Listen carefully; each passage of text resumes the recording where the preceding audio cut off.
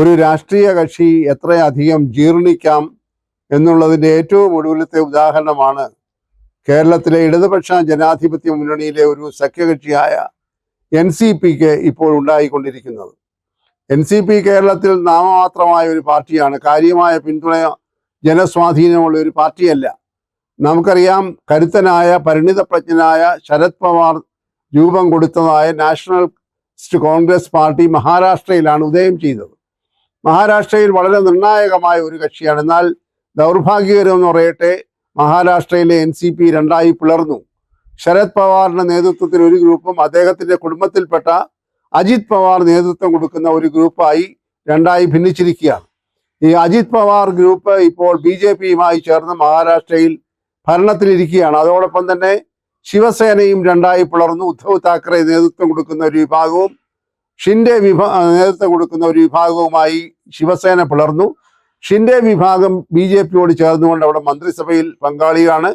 അങ്ങനെ ഷിൻഡെയുടെ ഈ ശിവസേനയും അജിത് പവാറിന്റെ NCPയും BJPയും ചേർന്നാണ് ഇപ്പോൾ മഹാരാഷ്ട്രയിൽ ഭരണം നടക്കുന്നത്.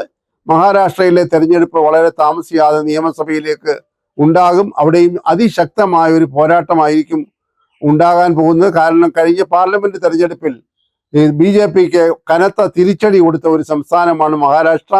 അതുകൊണ്ട് ഇന്ത്യ മുന്നണി വളരെ കരുത്തോടുകൂടി അവിടെ മുന്നേറാനുള്ള സാധ്യതയുണ്ട്. എന്നാൽ കേരളത്തിലേക്ക് വരുമ്പോഴുള്ള ദൗർഭാഗ്യകരമായ അവസ്ഥ, ഇപ്പോഴും കേരളത്തിലെ NCP ശരത് പവാറിനോടൊപ്പമാണ് നിൽക്കുന്നത്. അപ്പോൾ ശരത് പവാറിനോടൊപ്പം നിൽക്കുന്ന NCP കേരളത്തിൽ കോൺഗ്രസിനെതിരായി നിൽക്കുന്നു. ഇടതുപക്ഷ ജനാധിപത്യ മുന്നണിയുടെ സഖ്യകക്ഷിയാണ്.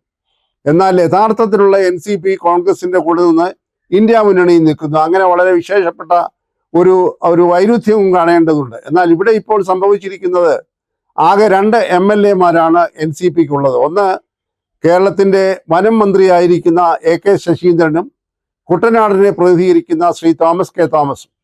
കുട്ടനാടിനെ പ്രതിനിധീകരിക്കുന്ന തോമസ് കെ തോമസ് രാഷ്ട്രീയത്തിൽ വന്നത് വളരെ യാദർച്ഛികമാണ് എന്ന് പറയേണ്ടിയിരിക്കുന്നു. അദ്ദേഹത്തിന് വലിയ രാഷ്ട്രീയ പാരമ്പര്യമൊന്നുമില്ല. അദ്ദേഹത്തിന്റെ സഹോദരൻ ശ്രീ തോമസ് ചാണ്ടി കുട്ടനാട് MLA ആയിരുന്നപ്പോൾ മരണപ്പെട്ടു. ആ ഒഴിവിലാണ് ഇദ്ദേഹം മത്സരിച്ച് അവിടെ സ്ഥാനാർത്ഥിയായി വിജയിച്ചത്. ഇടതുപക്ഷ ജനാധിപത്യ മുന്നണിയുടെ ഭാഗമായി നിൽക്കുന്നു. AK ശശീന്ദ്രനാകട്ടെ സ്ഥിരമായി കണ്ണൂർ ജില്ലയിൽ നിന്ന് മത്സരിച്ച് ജയിച്ചു വരുന്നയാളാണ്. അദ്ദേഹം ഒരു പഴക്കം ചെന്ന ഒരു കോൺഗ്രസ്സുകാരനായിരുന്നു. അതിനുശേഷമാണ് അദ്ദേഹം NCPയിൽ പോയത്. അദ്ദേഹം 2ാം പിണറായി സർക്കാരിന്റെ വനം മന്ത്രിയായി, 1ാം പിണറായി സർക്കാരിൽ മറ്റൊരു വകുപ്പിന്റെ മന്ത്രിയായിരുന്ന ആളാണ് ഇപ്പോൾ 2ാം പിണറായി സർക്കാരിലും തുടരുന്നത്. അദ്ദേഹം പൊതുവെ ഒരു സാത്വികനായ ശാന്തനായ മന്ത്രിയാണ്. കാര്യശേഷിയുടെ കാര്യത്തിലും അദ്ദേഹം മുൻനിരയിലൊന്നുള്ള ഒരാളല്ല. എന്നാൽ ഇപ്പോൾ സംഭവിച്ചിരിക്കുന്ന, ഏതാണ്ട് മുൻ പ്രാവശ്യമൊക്കെ ഇതുപോലെയുള്ള വീഡിയോയിൽ പറഞ്ഞതുപോലെ, പിണറായി സർക്കാരിന് ഇനി കഷ്ടിച്ച 1.5 വർഷക്കാലം കൂടിയേ കാലാവധിയുള്ളൂ. ഇപ്പോൾ ഈ NCPയിലെ 2ാമത്തെ MLA ആയ തോമസ് കെ തോമസ് കുറച്ച് ദിവസങ്ങളായി അതിശക്തമായി മന്ത്രി കസേരയ്ക്ക് വേണ്ടി ആഞ്ഞു പിടിച്ചുകൊണ്ടിരിക്കുകയാണ്. എത്ര ദയനീയമായ ഒരു ചിത്രമാണ് ആ പാർട്ടി കാഴ്ചവെക്കുന്നത്. അധികാരത്തിന് വേണ്ടിയുള്ള ഈ പറയുന്ന പരക്കം പാച്ചിൽ പൊതുരംഗത്ത് പ്രവർത്തിക്കുന്ന ആളുകളെ കുറിച്ച് ജനങ്ങളുടെ ഇടയിൽ അവജ്ഞയുണ്ടാക്കുന്നു എന്നുള്ളത് അവർ തിരിച്ചറിയുന്നില്ല. ശ്രീ തോമസ് കെ തോമസ് ഒരു ദിവസമെങ്കിലും മന്ത്രി കസേരയിൽ ഇരുന്നിട്ടേ ഞാൻ പോവുകയുള്ളൂ എന്നുള്ള വാശിയിലാണ്. അദ്ദേഹം എല്ലാ അടവുകളും പയറ്റി ഇപ്പോൾ കേരളത്തിൽ NCPക്ക് നേതൃത്വം കൊടുക്കുന്ന PC ചാക്കോയെ സ്വാധീനിച്ച് ഒരളവ് വരെ PC ചാക്കോയെയും കൊണ്ട് മഹാരാഷ്ട്രയിൽ പോയി ശരത് പവാറിനെ സ്വാധീനിച്ച് എങ്ങനെയും AK ശശീന്ദ്രനെ മാറ്റി ഇദ്ദേഹത്തിന് മന്ത്രിയാകണമെന്ന പ്രയത്നത്തിൽ ഏർപ്പെട്ടുകൊണ്ടിരിക്കുന്നത്. വളരെ അപഹാസ്യമായ, പരിഹാസ്യമായ, വില കുറഞ്ഞ തരംതാണ പൊതുപ്രവർത്തനത്തിന്റെ ഏറ്റവും ഒടുവിലത്തെ ദൃഷ്ടാന്തമാണിത്. അധികാരത്തിലിരിക്കുവാനുള്ള അമിതമായിട്ടുള്ള ആഗ്രഹം, അതിൻ്റെ ആ ഒരു സുഖവും പദവിയുമൊക്കെ കൈയാളുന്നതിനകത്തുള്ള ഉന്മാദം, ഇതാണ് യഥാർത്ഥത്തിൽ പൊതുപ്രവർത്തനത്തിന്റെ ഒരു സ്ഥിതി എന്ന് കാണുമ്പോൾ പൊതുപ്രവർത്തകരോട് മൊത്തത്തിൽ സമൂഹത്തിന് അവജ്ഞയാണ് ഉണ്ടാകുന്നത്. എങ്ങനെയും അധികാരത്തിലെത്തണം, അധികാരത്തിലെത്തിയാൽ ഒരു കാരണവശാലും അധികാര കസേരയിൽ നിന്ന് ഒഴിഞ്ഞു കൊടുക്കുകയില്ല. അപ്പോൾ പാർലമെന്ററി ജനാധിപത്യത്തിലെ ഏറ്റവും പരമമായ ലക്ഷ്യം, ആത്യന്തികമായ ലക്ഷ്യം അധികാര കസേരയിൽ എത്തുകയാണ് എന്ന സന്ദേശമാണ് ഇവർ കൊടുത്തുകൊണ്ടിരിക്കുന്നത്. അത് പൊതുസമൂഹത്തിന്റെ മനസ്സിൽ ആദരവല്ല, മറിച്ച് അവജ്ഞയാണ് ഉണ്ടാക്കുന്നതെന്ന് ഈ രാഷ്ട്രീയ നേതൃത്വം തിരിച്ചറിയേണ്ടിയിരിക്കുന്നു. ഇപ്പോൾ ഏറ്റവും ഒടുവിൽ PC ചാക്കോയും തോമസ് കെ തോമസും AK ശശീന്ദ്രനും കൂടെ ഇന്നലെ ബഹുമാനപ്പെട്ട മുഖ്യമന്ത്രിയെ കണ്ട് മുഖ്യമന്ത്രിയോട് ഈ ആവശ്യം ഉന്നയിച്ചു. അതായത് AK ശശീന്ദ്രനെ മാറ്റി ആ സ്ഥാനത്ത് തോമസ് കെ തോമസിനെ മന്ത്രിയാക്കണമെന്ന് അവർ മുഖ്യമന്ത്രി പിണറായി വിജയനോട് ആവശ്യപ്പെട്ടു.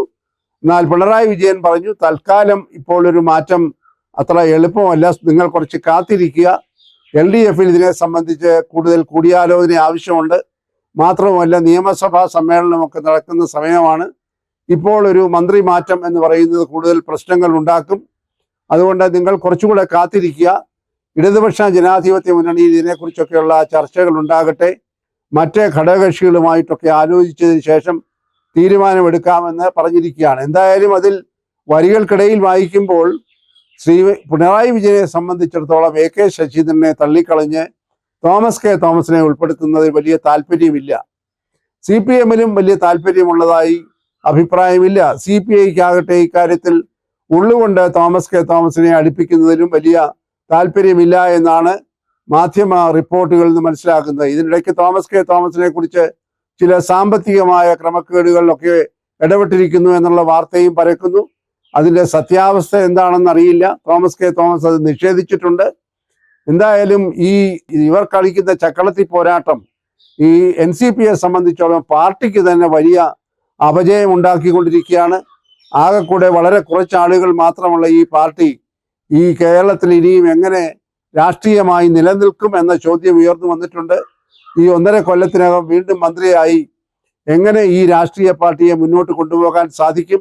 ഒരുപക്ഷെ ഇനിയും ഇടതുപക്ഷ ജനാധിപത്യ മുന്നണി 2026 നടക്കുന്ന തെരഞ്ഞെടുപ്പിൽ ഈ NCPയെ കൂടെ നിർത്തുമോ എന്ന് തന്നെ കണ്ടറിയേണ്ടിയിരിക്കുന്നു. നേരത്തെ പറഞ്ഞതുപോലെ കേരളത്തിന് പുറത്ത് ഇവർ കോൺഗ്രസിനോടൊപ്പം നിൽക്കുന്ന കക്ഷിയാണ്. അപ്പോൾ കേരളത്തിനകത്തൊരു തെരഞ്ഞെടുപ്പ് വരുമ്പോൾ കോൺഗ്രസിനെ എതിർക്കേണ്ടതായി വരും. അത് രാഷ്ട്രീയമായി വളരെ ബുദ്ധിമുട്ടുണ്ടാക്കും. ഏതാണ്ട് ഇതുപോലെയുള്ള ഒരു ഏടാകുടത്തിൽ കുറച്ച് നാളുകളായി കിടന്ന് അഴിയുകയാണ് കേരളത്തിലെ ജനതാദൾ എസും. അവർക്ക് 2 MLA-മാരുണ്ട്, ഒരാൾ മന്ത്രിയാണ്, ശ്രീ K കൃഷ്ണൻകുട്ടി വൈദ്യുതി മന്ത്രിയാണ്, അതുപോലെ തന്നെ മാത്യു T തോമസ് MLA ആയി തുടരുന്നു. അവരും ഇപ്പോൾ ദേവഗൗഡയുടെ കക്ഷിയാണെന്ന് പറയുന്നു.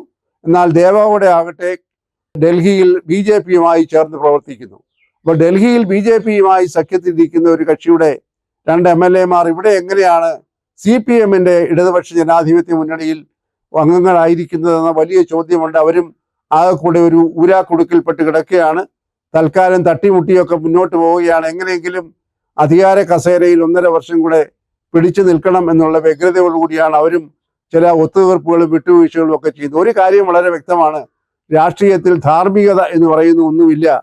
അവസരവാദപരമായ നിലപാടെടുത്ത് കസേരയിൽ കടിച്ചു തൂങ്ങുന്ന ഒരു പ്രകൃതമാണ് ഈ രാഷ്ട്രീയ കക്ഷികൾക്ക് ഒന്നിനു പുറകെ ഒന്നായി കണ്ടുകൊണ്ടിരിക്കുന്നത് എന്നതാണ് ഈ ജീർണതയുടെ ഏറ്റവും ഒടുവിലത്തെ ഉദാഹരണം.